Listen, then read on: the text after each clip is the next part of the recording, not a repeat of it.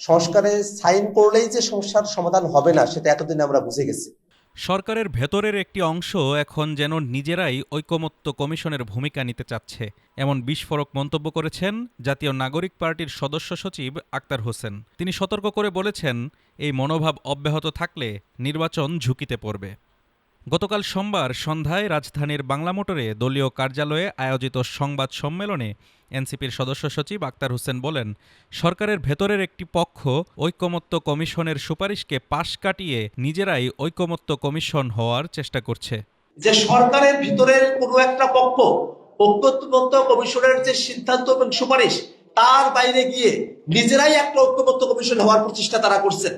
আক্তার হোসেন আরও বলেন, আমাদের কাছে স্পষ্ট সরকারের ভেতরের কোনো একটা অংশ সংস্কার প্রক্রিয়াকে ভণ্ডুল করে নির্বাচন বানচালের পায়তারা করছে।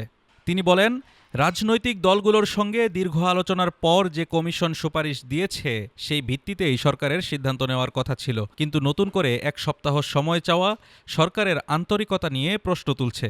সংবাদ সম্মেলনে আক্তার হোসেন সরকারকে দ্রুত দায়িত্বশীল ভূমিকা নেওয়ার আহ্বান জানান।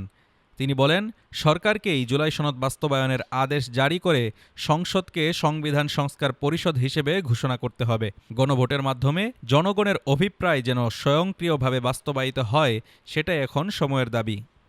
ঐকমত্য কমিশনের সুপারিশ কার্যকর না হলে রাজনৈতিক অচলাবস্থা আরও ঘনীভূত হবে বলে আশঙ্কা করছে এনসিপি। এনসিপির মতে সময় এখন সঠিক সিদ্ধান্ত নেওয়ার, না হলে সংস্কারের বদলে তৈরি হবে নতুন সংকট। Desk report, Dhaka today.